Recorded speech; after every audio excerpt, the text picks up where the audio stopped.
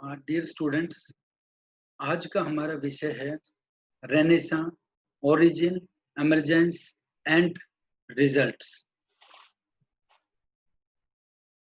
जब हमने पिछले लेक्चर में आपने सुना होगा कि सामंतवाद का पतन हो जाता है, या आपने पढ़ा है कि सामंतवाद का पतन हो जाता है, तो यूरोप में एक नए युग की शुरुआत होती है। और ये नए की शुरुआत किस लिए है कि सामंतवाद के पतन होने से सारी की सारी व्यवस्थाएं बदलती चली जाती हैं। क्यों बदलती हैं, क्या कारण थे, ये आपने वहां पे पढ़ा था कि किस तरीके से सामंतवाद का पतन होता है तो सामंती व्यवस्था खत्म होती है, किस तरीके से धर्म युद्ध होता है और धर्म युद्ध के अंदर सामंतों की सेना जाती है, एक नए राज्यों का उदय होता है, राष्ट्रीय राज्य बनने लग जाते हैं। वो सारी की सारी चीजें आपने इसके अंदर पढ़ी थी। वो व्यवस्था हम आज, जब वो उसका अगला स्टेप आता है आधुनिक युग में, तो वो विद्यार्थियों आता है रेनेसां। रेनेसां का अर्थ होता है पुनर्जागरण। अब पुनर्जागरण की अगर परिभाषा करें, हम संधि विच्छेद करें, तो वो होता है पुनर् प्लस जागरण, यानी दोबारा से आपको जागृत करना। तो ये यूरोप के अंदर व्यवस्था हुई थी। आप इसी व्यवस्था को, इसी शब्द को अगर भारत के संदर्भ में पढ़ना चाहें, तो भारत के अंदर भी रेनेसां था, पुनर्जागरण का काल हुआ था। जब स्वामी दयानंद सरस्वती हुए थे, राजा राम मोहन राय हुए थे, केशव चंद्र सेन हुए थे, जब सती प्रथा को मिटाया गया था, बाल विवाह को दूर किया गया था, वो जो प्राचीन रूढ़िवादी कुरीतियां होती हैं, उसको दूर करना और एक नई विचारधारा के साथ जीवन को जीना, या जीवन में नई विचारधारा का आना, वही एक पुनर्जागरण होता है। तो इसी के अंदर हम यहाँ पे देखते हैं कि पुनर्जागरण क्या है, अलग अलग विद्वान उसके ऊपर क्या अपनी टिप्पणी देते हैं। यहाँ आपको एक बात मैं बता दूं, और आपको भी अपने ध्यान में रखना चाहिए जब आप इतिहास को पढ़ते हैं, कि किसी भी जो घटना होती है, कोई भी परिवर्तन होता है, उसका स्वरूप अलग अलग स्थानों पर अलग अलग होता है। अब उदाहरण के तौर पे आप पुनर्जागरण देखेंगे, इंग्लैंड में अलग है, जर्मनी में अलग है, फ्रांस में अलग है, और इटली में अलग है। तो पूरा क्षेत्र होता है उसकी भौगोलिक दृष्टि, भौगोलिक व्यवस्था के कारण, और उसकी अपने सांस्कृतिक और जो वहाँ पे धार्मिक स्थिति होती है, उसके कारण उसकी अलग अलग जो स्वरूप है वो अलग अलग होता है। जैसे आपने, फिर मैं आपको समझाने के लिए भारत के इतिहास पे आता हूँ, कि जब भारत के इतिहास में आप पढ़ते हैं, तो वहां भी 1857 ईस्वी का जन आंदोलन था, उसका स्वरूप अलग अलग स्थानों पर अलग अलग होता है। लखनऊ में वो अलग है, कलकत्ता में अलग है, दिल्ली में अलग है, पंजाब में अलग है, और पंजाब के साथ ही हरियाणा लगता था, अलग है। तो यहाँ पे इसकी परिभाषा है, the term renaissance is widely understood to denote a new age in the history of western civilisation.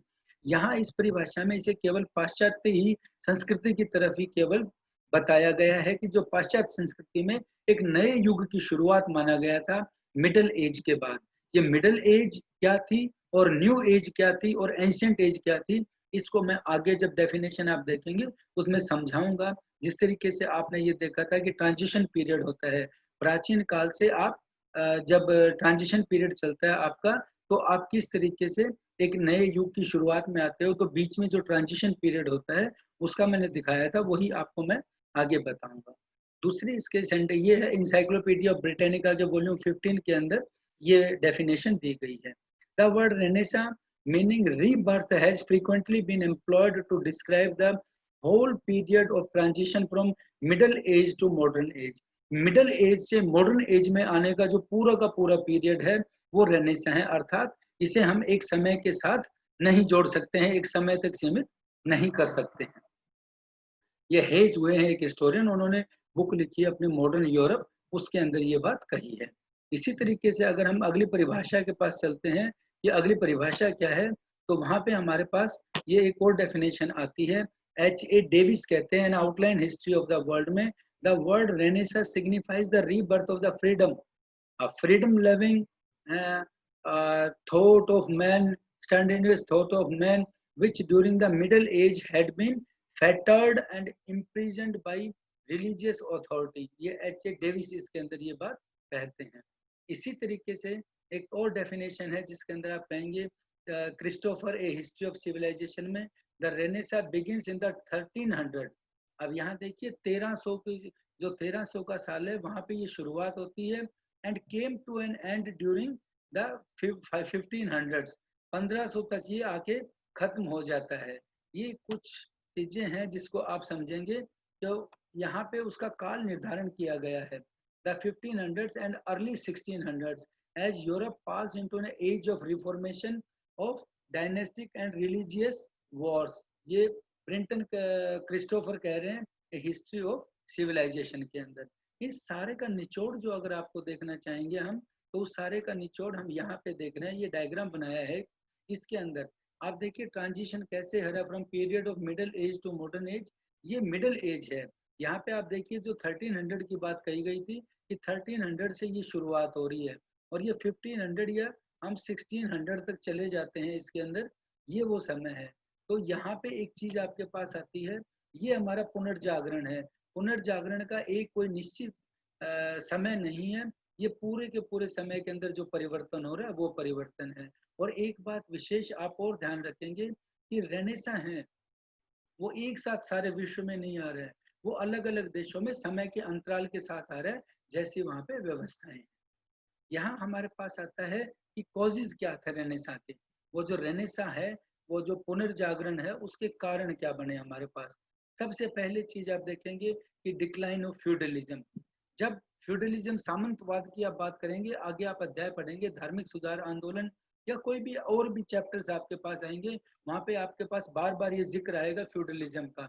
तो उस फ्यूडलिज्म की क्या चीज होती है, वो सामंतवाद एक ऐसी व्यवस्था थी जिसने सारे समाज को, सारे के सारे राष्ट्र को, देश को जकड़ा हुआ था। तो उसके पतन से नई व्यवस्थाएं आनी शुरू होती हैं। जिस तरीके से हम भारत के स्वतंत्रता आंदोलन के जब पढ़ते हैं, तो वहां पे 1857 ईस्वी के जन आंदोलन की शुरुआत करते हैं, क्योंकि वही शुरुआत थी।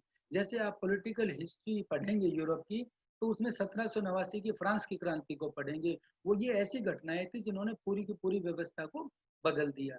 तो सामंतवाद का पतन होते ही सामंतों के संरक्षण में वो किसान रह रहे थे, सारी सोसाइटी थी, उन सबको जो चीजें मिली, आजादी मिली, वो एक कारण था। दूसरा था इम्पैक्ट ऑफ क्रूसेडर्स। क्रूसेडर्स क्या होता है, धर्म युद्ध। जब धर्म युद्ध हुए, तो मैं आपको एक मानचित्र के अंदर दिखाऊंगा, ये पहले आपको मानचित्र दिखाता हूँ।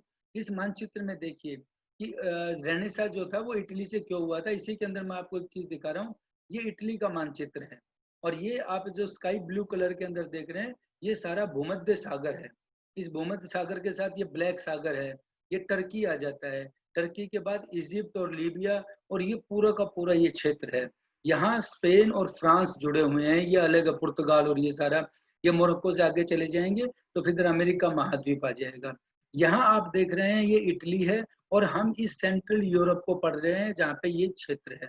तो इस क्षेत्र को पढ़ते समय हमारे पास एक चीज आती है कि जो धर्म युद्ध हुए थे, वो तुर्कों के अंदर और ईसाइयों के अंदर एक संघर्ष हुआ था, ये जेरूसलम को लेके। तो जेरूसलम को लेके जो संघर्ष हुआ था, उसमें सारी इनकी सेनाएं आई थी सामंतों की। तो ये जो सामंत थे, ये यहीं तक व्यवस्था थी विद्यार्थियों, वो यहाँ तक सीमित थे।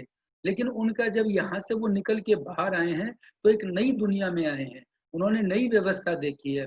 वहाँ पे व्यापार के, उद्योग के, खाने के, कमाने के अलग तरीके हैं, व्यापार के अलग तरीके हैं, वो सारी की सारी व्यवस्था है। अब यहाँ पे आप देख रहे हैं ना, तो यहाँ पे ये मानचित्र में आप अपने ग्लोब में देखेंगे अपने घर पे जाके, तो यहाँ देखिए ये इटली है। इटली के साथ का ये सारा क्षेत्र आता है, इराक, ईरान आ जाएगा आगे। वहां आप देखेंगे कि ये सड़क का रास्ता था। भारत से अगर आप व्यापार की बात करते हैं, तो जो दो रास्ते थे, खैबर का दर्रा और बोलन का दर्रा, वहां से व्यापार होता था सारा का सारा।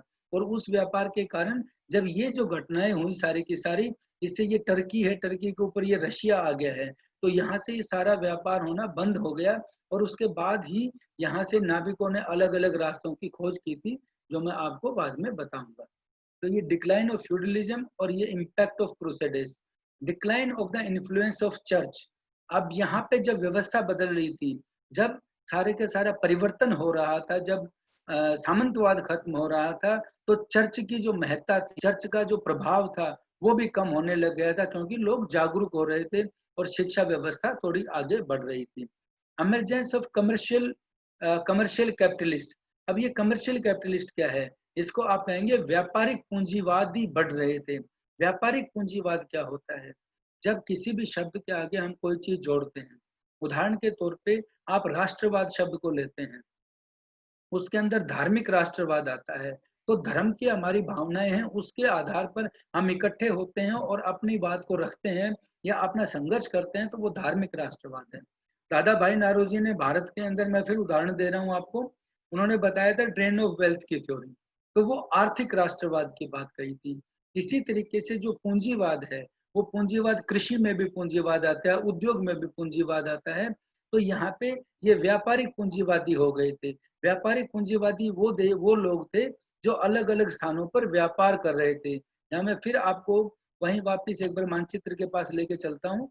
यहाँ पे देखिए, ये जो व्यापार का जो रास्ते अलग अलग थे, तो इन लोगों के अलग अलग क्षेत्र के लोगों से मेलजोल होता था, उनसे बातचीत होती थी, वो मिलकर अपने काम धंधों के बारे में देखते थे। तो वो सारी की सारी व्यवस्था थी। उसने कमर्शियल जो वो थे, कैपिटलिज्म यानी व्यापारिक पूंजीवाद को जन्म दिया कि सारा का सारा जो पैसा था वो व्यापार में लग गया। जो आप आगे एक चैप्टर पढ़ेंगे जो आपके सिलेबस में है, वाणिज्यवाद। वो वाणिज्यवाद क्या आता है कि ट्रेड एंड कॉमर्स में ही पैसा लगा था सारा का सारा। तो उसके कारण भी जब ये लोग दूसरे स्थानों पर जाने लगे, वहां की व्यवस्था को देखने लगे, तो उससे भी इनका पुनर्जागरण होता है। फिर आपके पास चीज आती है इन्वेंशन ऑफ प्रिंटिंग प्रेस। जब कभी भी हम कोई बातचीत करते थे, कभी भी कोई प्रचार होता था या धार्मिक अनुष्ठान होता था, तो सीमित लोगों तक चीज थी। लेकिन गुटेनबर्ग ने जब इसका आविष्कार कर दिया प्रेस का, तो प्रेस के आविष्कार के कारण एक ही बात जब छपाई शुरू हो गई, पुस्तकें छपने लगी, इश्तेहार छपने लगे, तो उससे एक ही बात वो उस एक पेपर के ऊपर आके एक पुस्तक का रूप लेकर के वो ज्यादा लोगों में फैलने लगी। उससे भी ये पुनर्जागरण की व्यवस्था आगे बढ़ी। फिर आता है occupation of Constantinople by the Turks. जो टर्क लोग थे, जो तुर्क लोग थे, जो मैंने आपको बताया था उस मानचित्र के अंदर भी, कि ये मैं फिर आपको मानचित्र के अंदर ले जाता हूँ, कि जो तुर्क लोग थे उन्होंने उस कुस्तुनतुनिया के ऊपर अधिकार कर लिया था। और कुस्तुनतुनिया पर अधिकार करने से क्या चीज हुई कि उनके व्यापार के रास्ते बंद हो गए, दूसरे व्यापार के रास्ते खोलने पड़े। तो तुर्कों ने जब वहां पे इसका काम बंद कर दिया व्यापार का, जो ईसाई लोग वहां पे नहीं जाने लगे, तो उनके लिए एक नया मार्ग खुला। वो भी इसके अंदर एक प्रोग्रेसिव चीज आती है। फिर आता है role of progressive rulers and nobles. जो राजा और दूसरा जो कुलीन वर्ग था, जो राजकुमार थे, राजा थे या दूसरे शासक वर्ग था, उनके अंदर भी वो भी बहुत प्रोग्रेसिव थे। उस समय के दौरान बहुत से रूलर हैं वो प्रोग्रेसिव रहे। उनके प्रोग्रेसिव रहने का कारण क्या हुआ कि उन्होंने भी इस चीज को बढ़ावा दिया कि अपनी आवश्यकताओं को हम बढ़ावा दें। कारण क्या था कि भारत के साथ की आप चीज देखते हैं, मैं आपको एक उदाहरण और समझाने के लिए बता देता हूँ कि भारत को सोने की चिड़िया क्यों कहा जाता था। क्योंकि भारत के अंदर जो प्राकृतिक संसाधन थे, नेचुरल रिसोर्सेज बहुत ज्यादा थे। और जो यूरोप के देश हैं वो ठंडे देश हैं, वहां पे ठंड बहुत ज्यादा होती है। तो उनको भारत के अंदर से जो प्राकृतिक संसाधनों में जिसमें मसाले वगैरह ज्यादा होते हैं, वो उनके खाने की बहुत एक आवश्यकता थी। उस आवश्यकता के कारण ही वो व्यापार करते थे। और उसी आवश्यकता के कारण आगे आप पढ़ेंगे किसी भी चैप्टर में कि जब वास्को डी गामा भारत आता है या कोलंबस आते हैं या दूसरे लोगों ने दूसरे स्थानों की खोज की थी, वो उनकी आवश्यकता थी, इसी वजह से उन्होंने यहाँ व्यापार के अंदर वो पहुंचे। तो उस समय के जो शासक थे वो भी प्रोग्रेसिव थे, वो भी विकास की बात सोचते थे, वो भी आगे उत्थान की बात सोच रहे थे। नेक्स्ट आता है स्प्रेड ऑफ ह्यूमनिज्म। मानवता का जो विकास हुआ, मानवता का जो प्रचार हुआ, वो भी इसका एक कारण था। साइंटिफिक इन्वेंशन, उस समय में बहुत ज्यादा वैज्ञानिक खोजें हो रही थी, चाहे वो कंपास की खोज हुई थी या गोला बारूद की खोज हुई थी या दूसरी चीजों की खोज हो रही थी। वो आगे मैं आपको इसी अध्याय में बताऊंगा जिसमें डिटेल है सारी। कला में, स्थापत्य कला में कैसे विकास हुआ था, भूगोल में कैसे खोजें हुई थी, वो सारी मैं आपको डिटेल में बताऊंगा। वो चीज यहाँ पे आती है कि उन्होंने भी इसको पुनर्जागरण को बढ़ने में मदद की। फिर आता है इमरजेंस ऑफ न्यू सिटीज। जब नए शहरों का निर्माण हुआ तो वहां पे स्टूडेंट्स एक चीज देखने की आपको कि ग्रामीण व्यवस्था थी, उसके बाद जो शहर बसे, तो शहरों में एक नई प्रकार की मिडिल क्लास आई। मिडिल क्लास होती है वो हमेशा परिवर्तन का प्रतीक होती है, वही बदलाव लाती है। तो जो नए शहरों का निर्माण हुआ था, उन नए शहरों के अंदर एक नई मिडिल क्लास आई थी और नई मिडिल क्लास एक जगह के पर एकत्र हुई। तो उनके जो पुराने परंपरागत जो विचार थे, वो सारे विचार खत्म हो गई, उन विचारों को वहीं पे छोड़ दिया गया और वो एक नई विचारधारा, एक प्रोग्रेसिव विचारधारा के साथ आगे बढ़े। फिर आपके पास आता है राइज ऑफ मंगोल एम्पायर। ये जो मंगोल एम्पायर है, जो मंगोलिया है, जो आप देखेंगे चाइना के पास, तो ये मंगोल एम्पायर का जब विकास हुआ तो मंगोल एम्पायर ने भी व्यापार को बहुत बढ़ावा दिया था, क्योंकि वहां से रेशम और दूसरी चीजें थी, उनका जो विकास हो रहा था, उस विकास ने भी व्यापारिक रास्तों को खोला था और उनके रास्ते खोलने से एक नए लोगों के साथ उनका मेलजोल हुआ, जिससे पुनर्जागरण और आगे बढ़ा। फिर एक और पॉइंट आपके पास जोड़ते हैं इसमें कि डेवलपमेंट ऑफ एजुकेशन, की शिक्षा का विकास हो रहा था, उस शिक्षा के विकास ने भी इसको आगे बढ़ने में मदद की, जिससे लोग शिक्षित हुए। जब लोग शिक्षित होने लगे तो उनके बीच में तर्क की बात आने लगी, वो लॉजिक के साथ बात करने लगे। तो पुराने परंपरावादी जो लोग थे, उन परंपरावादी लोगों के साथ एक प्रश्न उठने लगा कि ये चीज हो रही है तो क्यों का सवाल आया। जब क्यों का सवाल आया तो वो क्यों के कारण वो एक नई पीढ़ी आने लगी, और जब शिक्षा के कारण उनका सारा का सारा जीवन ही परिवर्तित हुआ, तो उन्होंने सारे जो परंपरागत चीजें थी या धार्मिक चीजों के अंदर जिसका पता नहीं था, वो बातें आगे आने लगी। और यही जो एजुकेशन के कारण एक मिडिल क्लास ज्यादा आगे बढ़ी, उस मिडिल क्लास ने फिर प्रश्न करने शुरू किए, और जो वास्तविक हमारे धार्मिक ग्रंथ थे, वास्तविक में जो हमारा धर्म था, उस धर्म के बारे में बातें जानी और वही लोगों को फिर बताई, जिसके कारण एक पुनर्जागृत लोग हुए और उन्हें अपने धर्म और अपने समाज, अपने रीति रिवाज, अपने व्यवस्था के बारे में नया ज्ञान हुआ। यहाँ पे एक प्रश्न हमारे पास और उठता है विद्यार्थियों कि ये रेनेसां है, ये इटली में ही क्यों ओरिजिनेट हुआ। यहाँ फिर हम मानचित्र के पास चलते हैं, ये मैंने मानचित्र बनाया हुआ है, ये इटली है। और यहाँ पे जब आप देख रहे हैं, ये वो क्षेत्र था जो संघर्ष का क्षेत्र रहा था, जिसको मैंने आपको बताया था कुस्तुनतुनिया का।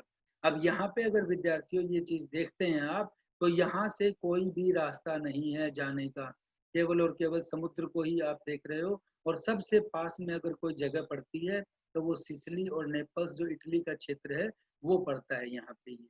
तो ये इटली के अंदर ही पुनर्जागरण सबसे पहले यहाँ पे हुआ था। क्यों हुआ था? क्योंकि जो धार्मिक ग्रंथ थे वो सारे के सारे कुस्तुनतुनिया में थे। जो धर्म को मानने वाले धार्मिक तौर पे विद्वान व्यक्ति थे, वो सभी वहां पे थे। और जब वहां पे तुर्कों के साथ आक्रमण होता है और तुर्क जब जेरूसलम पे और कुस्तुनतुनिया पे अधिकार कर लेते हैं, तो वो जब बचने के लिए जाते हैं तो जितनी भी उनके पास अपनी पुस्तकें हैं, जितने भी ग्रंथ हैं, वो सभी लेके जब वो निकलते हैं, तो ये एक उनका सबसे पास का क्षेत्र बनता है। इसलिए वो लोग सारे के सारे इटली के अंदर ही पहुंचते हैं। ये सबसे बड़ा कारण था इटली का, कि इटली के अंदर ही पुनर्जागरण क्यों हुआ। तो आप जब इसको पढ़ेंगे, इस अध्याय को जब पढ़ेंगे, तो अध्याय को पढ़ने के समय आप अपना ग्लोब साथ रखिए, और जब आप अपना प्रश्न अटेम्प्ट करेंगे तो उस प्रश्न के अंदर अपनी आंसर शीट के अंदर एक छोटा सा मैप बना के और ये दर्शा दीजिए कि ये कारण था एक। जब भी आप देखिए, कभी भी सोशल साइंसेज है, सोशल साइंसेज में मार्क्स हैं वो कम आते हैं। क्यों कम आते हैं? क्योंकि सोशल साइंसेज के अंदर जो जवाब आप देते हैं उससे भी बेटर जवाब की संभावना होती है। तो आप सोशल साइंसेज के अंदर, पर्टिकुलरली हिस्ट्री के अंदर, जो आपका एग्जामिनर है उसको फोर्स कीजिए कि वो आपको ज्यादा नंबर दे, क्योंकि ये जब पिक्चर आप अगर बना देंगे तो शब्द इतनी बात नहीं कहते जितनी एक फोटो ये बात कहती है। तो फोटो का आप जरूर प्रयोग कीजिए कि कि किस तरीके से इटली में पुनर्जागरण की शुरुआत हुई थी, और ये कारण वहां पे लिख दीजिए। Towns of Italy were the centres of knowledge and culture. Italy में पुनर्जागरण से पहले भी, क्योंकि इटली की जब आप लोकेशन देखते हैं तो ये देखिए इस भूमध्य सागर से, ये भूमध्य सागर का ही पार्ट है जो आगे जाके आपके एशिया के साथ मिल जाएगा। यहाँ पे ये सीरिया और तुर्की आगे आगे इराक ईरान और सारा आ जाते हैं, जो आपका अरब सागर के अंदर ये चीजें मिलेंगी, या सारा पार्ट इसके साथ जुड़ जाएगा। तो ये जो क्षेत्र है, ये विद्यार्थियों भूमध्य सागर सबसे बड़ा व्यापार का क्षेत्र था, और यही है लीबिया और इजिप्ट। इस इजिप्ट के अंदर, तुर्की के अंदर जब इनका आपस में जब झगड़ा भी होता है, यहाँ पे दूसरे देश भी अधिकार करते हैं, या यूरोप का सारा संघर्ष चलता है, तो यही वो क्षेत्र है जिसको आप अपने सब्जेक्ट में पढ़ेंगे, पूर्वी समस्या। ये पूर्व है यूरोप का, तो इस पूर्वी समस्या यहीं पे बनती है कि यहाँ इन क्षेत्रों पे अधिकार करने के लिए, तो ये व्यापारिक मार्ग है बहुत बड़ा। तो ये जो इटली का क्षेत्र है, ये पुनर्जागरण से पहले ही एक संपन्न क्षेत्रों के अंदर आता था। दूसरा हमारा पॉइंट बनता है प्रोस्पेरिटी ऑफ इटली। इटली अपने आप में बहुत प्रोस्परस था, सारे शहर तो थे ही थे, शहरों के अंदर तो ये व्यवस्था थी, इटली खुद में भी एक प्रोस्परस था। और prosperous cities of Italy, Italy के अंदर जो नेपल्स था, नेपल्स, सिसिली और वेनिस और रोम, ये कुछ नाम मैंने देने की कोशिश की है आपको बताने के लिए कि जो नेपल्स है और वेनिस है, रोम है, सिसिली है, ये बहुत प्रदेश थे जो बहुत संपन्न थे। मैं मैप में भी आपको दिखाऊंगा कि यहाँ पे ये सिसिली दिखाएंगे आप, ये नेपल्स और सिसिली का पूरा साम्राज्य है जो बूर्बो वंश के पास होता था। नेपल्स, सिसिली, यहाँ पे वेनिशिया होता है, वेनिस के साथ यहाँ पे वेनिस है जो इंडिपेंडेंट राज्य होता था। रोम का ये जो पेपल स्टेट था, ये रोम उसकी राजधानी है, जो शो कर रहा है आप लाल अक्षर में देख रहे हैं, ये रोम की राजधानी है। ये सारा समुद्र के साथ लगता हुआ एरिया है जो संपन्नता थी इसके अंदर, क्योंकि व्यापार के कारण ही थी। ये तो नेपाल, सिसिली, वेनिस और रोम इत्यादि से मैक्सिमम देश हम मानेंगे। उसके बाद आपके पास जो पॉइंट मैंने आपको पहले बताया था कि shelter for soldiers coming from crusaders, ये जो धर्म सुधार आंदोलन, ये जो युद्ध हुआ था, धर्म सुधार आंदोलन हुआ था, इस धर्म सुधार आंदोलन के बाद जब तुर्कों के साथ लड़ाई हुई थी, तो इटली ही वो क्षेत्र था जो उन सोल्जर्स का शेल्टर होम बना था, यानी उनको शरण देने वाला सबसे पहले कोई स्थान था तो वो यहाँ पे मिला था, क्योंकि ये धर्म की लड़ाई थी, ईसाइयों की और तुर्कों की। तो यहाँ पे कोई उनको आश्रय नहीं था, आश्रय केवल यहीं पे मिल रहा था उनको, इसलिए ये भी एक कारण बनता है। रोल ऑफ स्कॉलर्स, उस समय में इटली में दांते, दांते ने एक डिवाइन कॉमेडी नाम की बुक लिखी थी। एक पेट्रार्क थे, बोकासिया थे, ये इनका आगे मैं उल्लेख करूंगा।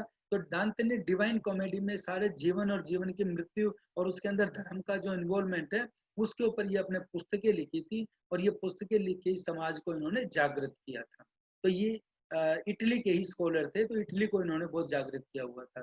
फिर एक contribution of Pope Nicholas V, जो पोप निकोलस जब राजा था वहां पे, पोप का जो रोम का जो आपने जगह दिखाई है, उसका जो राजा था ये भी बहुत ज्यादा लिबरल था, बहुत ज्यादा प्रोग्रेसिव था, विकास चाहता था। इस कारण से इटली के अंदर ये रेनेसा है, इसकी शुरुआत हो जाती है। फिर हम नेक्स्ट अपने पे आते हैं, ये मानचित्र है, मैं बार बार आपको दिखा रहा हूँ कि इसके बिना आप इटली का एकीकरण, जर्मनी का एकीकरण, इटली के अंदर ये जो पुनर्जागरण, फिर धर्म सुधार आंदोलन आएगा, उसके बाद आप जो भी पढ़ेंगे इसके अंदर जो यूरोप का इतिहास, आपको ये मानचित्र अपने पास रखना बहुत जरूरी है ताकि आप इसको समझ सकें। ये जिस तरीके से बच्चे क्रैमिंग करते हैं, रट्टाफिकेशन करते हैं, उससे दूर करेगा आपको, सारी की सारी चीज को समझेगा। एक वैज्ञानिक तरीका है इतिहास पढ़, इतिहास को पढ़ना विज्ञान के पढ़ने के बराबर है कि किस तरीके से आप इतिहास को जान रहे हैं। फिर हमारे पास आता है करेक्टरिस्टिक्स ऑफ रेनेसा, रेनेसा की विशेषताएं क्या थी, करेक्टरिस्टिक्स क्या थे इसके, इसने किस चीज को आगे बढ़ावा दिया। तो सबसे पहले आएगा ह्यूमनिज्म, मानवता को बढ़ावा दिया। स्ट्रेस ऑन एक्सपेरिमेंट, तर्क और नए नए प्रयोगों की तरफ बढ़ावा देता है वो। ये सेकुलरिज्म, ये सेकुलरिज्म की तरफ आपको, धर्मनिरपेक्ष की तरफ आपको बढ़ाता है। एनकरेजमेंट ऑफ इंडिपेंडेंट थिंकिंग, एक व्यक्ति की अपनी विचारधारा है, वो विचारधारा को आगे बढ़ाने की बात करता है। सारी चीज में एक और चीज देखेंगे आप, एंटी चर्च फीलिंग आती है, कि एंटी चर्च फीलिंग है, क्योंकि चर्च के अंदर जितना भी जो पुरानी रूढ़िवादी लोग थे उसके विकास है। ये वर्शिप ऑफ ब्यूटी, ये सारी चीजें इसके अंदर जुड़ी हुई हैं। ये हम इसके मेन जो करेक्टरिस्टिक्स हैं, जो विशेषताएं हैं, उसको हम इसके अंदर देख रहे हैं। नेक्स्ट फिर हमारे पास आता है सिग्निफिकेंस ऑफ रेनेसा, रेनेसा का सिग्निफिकेंस क्या है, महत्ता क्या हुई है इसके अंदर, विकास कैसे हुआ है इसका। तो सबसे पहले आप देखेंगे, जो मैं पहले आपको बता रहा था, in the sphere of literature, जब हम लिटरेचर की बात करते हैं, साहित्य का विकास कैसे हुआ था, तो सबसे पहले विद्यार्थी डेवलपमेंट ऑफ लैंग्वेजेस, जैसे लेटिन लैंग्वेज है, इटालियन है, फ्रेंच है, इंग्लिश है, स्पेनिश है, जर्मन है, डच है, ये अलग अलग देश थे। तो जो लोग जहाँ पे रह रहे थे उनकी अपनी भाषा थी, उनकी अपनी भाषा में ही उन्होंने लोगों को जागृत किया। और जब प्रेस का इजाद हो गया था, प्रेस की खोज हो गई थी, छापा खाना शुरू हो गया था, तो वहाँ की स्थानीय भाषा को आगे बढ़ाने में मदद मिली। जिस तरीके से आप भारत में पुनर्जागरण के अंदर पढ़ेंगे, तो भारतीय पुनर्जागरण के एक समाज सुधारक हैं स्वामी दयानंद सरस्वती। स्वामी दयानंद गुजरात के रहने वाले थे, और संस्कृत भाषा में उन्होंने सारे ग्रंथ, वेद, उपनिषद सब पढ़े थे। लेकिन उन्होंने अपनी पुस्तक जो लिखी, सत्यार्थ प्रकाश, काफी पुस्तकें लिखी, एक जो उनकी सबसे प्रसिद्ध पुस्तक है सत्यार्थ प्रकाश, वो सत्यार्थ प्रकाश उन्होंने हिंदी में लिखी, क्योंकि जो हमारी संस्कृत भाषा थी उसको बहुत कम लोग पढ़ सकते थे, और उनका सत्यार्थ प्रकाश को हिंदी में लिखने का एक ये भी एक उनका कारण था कि वो ज़्यादा से ज़्यादा लोगों तक अपनी बात पहुँचाएँ। दूसरा था translation of Bible in different languages. जब वहाँ पे शिक्षा का विकास हुआ तो बाइबल जो एक धार्मिक ग्रंथ है, उसका अलग-अलग भाषाओं में ट्रांसलेशन हुआ, जिससे अलग-अलग स्थानों के लोग जो धर्म के बारे में, जो बाइबल के बारे में, जो ईसा मसीह के बारे में, या जो उनके सारे धार्मिक अनुष्ठान थे उसके बारे में सच्चाइयाँ प्राप्त करने लगे। अवेलेबिलिटी ऑफ ओरिजिनल लिटरेचर, इसी कारण से जो ओरिजिनल लिटरेचर था वो भी उनके पास अवेलेबल होने लगा, ताकि एक धार्मिक व्यक्ति है जो अपने आप को जो चर्च से जुड़ा हुआ है और वो कोई बताता है, उसके बजाय वो ओरिजिनल लिटरेचर को पढ़ने लगे। दूसरी चीज आती है फिर लिटरेचर के अंदर ही हम दूसरा पढ़ते हैं इटालियन लिटरेचर। इटली में कौन हुए? जैसे मैंने आपको पहले जिक्र किया था, दांते हुए। दांते की पुस्तकें थी डिवाइन कॉमेडी, हेल और प्रोगेटरी ऑफ हेवन। ये हेवन मतलब स्वर्ग के बारे में जो चीजें हैं। फिर पेट्रार्क हुए हैं, फ्रांसिस्को पेट्रार्क, उनकी स्कॉपियो अफ्रेंटस जूलियस सीजर, ये पुस्तकें हुई है। फिर बोकासियो हुए हैं, उन्होंने इटली में प्रोज लिखना शुरू किया था। जो प्रोज आप इंग्लिश में पढ़ते हैं आपके सिलेबस में, ये उन्होंने शुरुआत की थी। फिर डेकामेरोन और कार्टेरबरी टेल्स, ये उनकी और किताबें थी जिसके अंदर समाज को प्रोग्रेसिव की तरफ वो ले जाते हैं, विकासात्मक दृष्टि की तरफ ले जाते हैं, लोगों को ओरिजिनलिटी के बारे में बताते हैं। फिर इसी तरह से कैसे हैं निकोलो मैकियावली। मैकियावली ने द प्रिंस पुस्तक लिखी, जिसके अंदर राजा और साम्राज्य के कर्तव्य और वो सारी राजनीति के ऊपर एक बहुत बड़ी पुस्तक है, जिसको एक बहुत बड़ा एक स्टेटस है इस पुस्तक का, एक पुस्तक की बहुत बड़ी मान्यता है। इसके अलावा जो थिंकर्स हुए हैं वो सेलुतारी हुए हैं, और माथियो मैरियो और बोर्डिगो हुए हैं, एंजेलो पोलिजिनो हुए हैं, लुडोविको अरिस्टो हुए हैं। ये बहुत ऐसे ऐसे साहित्यकार हुए हैं जिन्होंने और ग्रंथों की रचना की। फिर इटली के लिटरेचर के साथ फ्रेंच लिटरेचर है, जिसमें फ्रांसिस रेबेलियस हुए हैं, माइकल डी मोंटेग्ने हुए हैं। ये मैंने नाम आपको दिए हैं बताने के लिए। इंग्लिश लिटरेचर का विकास हुआ, जिसमें जोफ्री चौसर हुए हैं, जिन्होंने कैंटरबरी ट्रेल्स लिखी। थॉमस मूर हुए हैं, और एडमंड स्पेनर हुए हैं, जिन्होंने फेरी क्वीन लिखी है। उनकी पुस्तकों का नाम है उटोपिया। फिर फ्रांसिस बेकन हुए हैं, विलियम शेक्सपियर हुए हैं, जो लिटरेचर के अंदर एक हस्ताक्षर है। फिर literature in other languages in different subjects पे हुए हैं, चाहे वो हॉलैंड है, चाहे जर्मनी है, चाहे स्विट्जरलैंड है। उसमें अलग अलग विषयों के ऊपर अलग अलग चीजें लिखी हुई हैं, जो उनकी जागरूकता का प्रमाण है। ये साहित्य के अंदर विकास था, ऐसे ही आर्ट के अंदर आते हैं।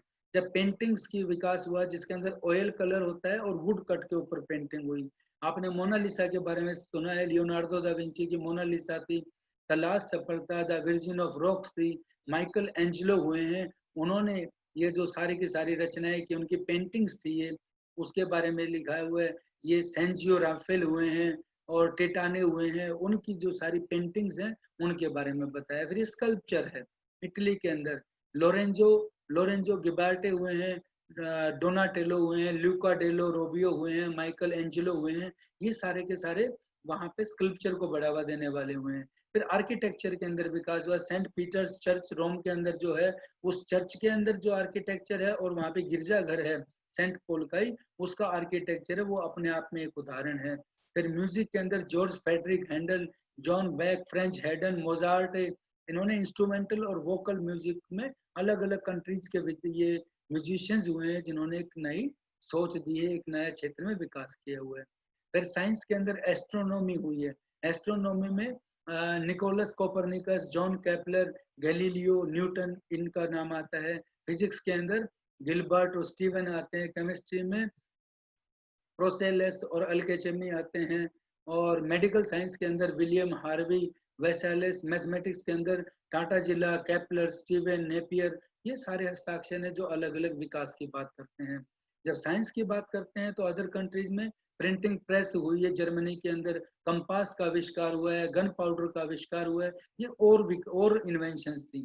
और फिर हम ज्योग्राफिकल डिस्कवरीज आती है हमारे पास, कि जब भूगोल के क्षेत्र में जो विकास हुआ है, वो सबसे बड़ी चीज इसकी आती है कि भूगोल के क्षेत्र में क्या विकास होता है। जब इस क्षेत्र के विकास को देखते हैं तो वहां पे चीज आती है कि ये डायज हुए हैं, बार्थोलोडाइज इन्होंने केप ऑफ गुड होप इसकी खोज की थी। फिर क्रिस्टोफर कोलंबस हुए हैं जो अमेरिका पहुंच गए थे। उसके साथ वास्को डिगामा हुए हैं जो इंडिया के जिन्होंने खोज की। और ये मागेलान हुए हैं जिन्होंने पैसिफिक ओशियन का नाम दिया गया और पैसिफिक ओशियन पे घूमते हुए बाद में ये फिलीपींस में पहुंचे। इन्होंने फिलीपींस के बारे में खोज किया। फिलीपींस पहुंचने वाले पहले व्यक्ति थे। फिर हमारे पास आता है रेनेसां का इफेक्ट क्या हुआ, समाज के ऊपर क्या प्रभाव पड़ा। तो इसको हम 2-3 चरणों में अलग अलग बांटेंगे। पहले सामाजिक और धार्मिक प्रभाव, इसका इंक्वायरी की स्पिरिट ऑफ इंक्वायरी, जानने की कोशिश, हम और चीज जाने, उसको बढ़ावा दिया। मानवतावाद को बढ़ावा दिए ने ह्यूमनिज्म की ओर बढ़ावा दे रहा है। अपलिफ्ट ऑफ वीमेन, महिला के बारे में जो पुरानी सोच थी वो सब कुछ इस पुनर्जागरण के कारण बदल गया है। मैनर्स ऑफ इंटीग्रेट, जब हम सोच और हमारा रहन सहन का तरीका है। डिक्लाइन ऑफ मैरिलिटी, ये सब का पतन हो गया है। ड्विंडलिंग इंपॉर्टेंस ऑफ चर्च के जो महत्ता थी उसमें कमी आती है। स्टिमुलस ऑफ रिफॉर्मेशन, रिफॉर्मेशन जो हो रही है उसके अंदर कैसे आगे बढ़ावा मिल, धर्म सुधार को आगे बढ़ावा देता है ये। फिर कल्चरल इफेक्ट्स आते हैं। डेवलपमेंट ऑफ लिटरेचर, साहित्य का विकास जो हम ऊपर पढ़ के आए हैं। मॉडर्न एजुकेशन का विकास आता है फिर इसके अंदर। फिर हम पढ़ते हैं जो आर्कियोलॉजिकल डेवलपमेंट और हिस्टोरियोग्राफी यानी इतिहास लेखन, इससे चीज आती है। फाइन आर्ट्स बढ़ता है जो हम पहले उल्लेख कर चुके हैं इसका। साइंस और इन्वेंशन और डिस्कवरीज बढ़ती हैं। और उसके बाद ज्योग्राफिकल डिस्कवरीज होती है, भूगोल के अंदर भी और खोजें होती हैं। फिर इसके आर्थिक प्रभाव भी पड़े थे। इससे development of trade and commerce, वाणिज्य का विकास हुआ था। उद्योग और वाणिज्य का विकास, उद्योग इंडस्ट्री बढ़ती है और नई एक पूंजीवादी सोच, नई पूंजीवादी विचारधारा आगे आती है। और इम्पेचुअस टू कॉलोनियलिज्म, जो कॉलोनियलिज्म है, जो जिसको आप कहेंगे कि कॉलोनियलिज्म उपनिवेशवाद है, उसके ऊपर भी ज्यादा प्रभाव पड़ता है, बढ़ावा मिलता है इससे। फिर पॉलिटिकल इफेक्ट इसका है। राइज ऑफ स्ट्रॉन्ग मोनार्कीज, नए निरंकुश राष्ट्र पैदा हो रहे हैं। सामंतवाद का पतन हो रहा है। और उसके बाद चेंज इन वारफेयर, युद्ध के तरीकों में भी बदलाव होता है। इस प्रकार हम देखते हैं जब आप आते हैं कि इस पुनर्जागरण के कारण न केवल सामाजिक व्यवस्था बदली थी बल्कि हमारा आर्थिक और वैज्ञानिक विकास भी हुआ था और एक नई सोच के साथ समाज आगे बढ़ा था। वही चीज है जो हम इसके अंदर आगे लेके आते हैं और ये हमें आगे बढ़ाती है। ये चीज विद्यार्थियों आपने एक जो हमारा पुनर्जागरण था इसके अंदर पढ़ेंगे हम, और यही चीज हमने देखी है। ये आज का हमारा अध्याय था। आपका बहुत बहुत धन्यवाद।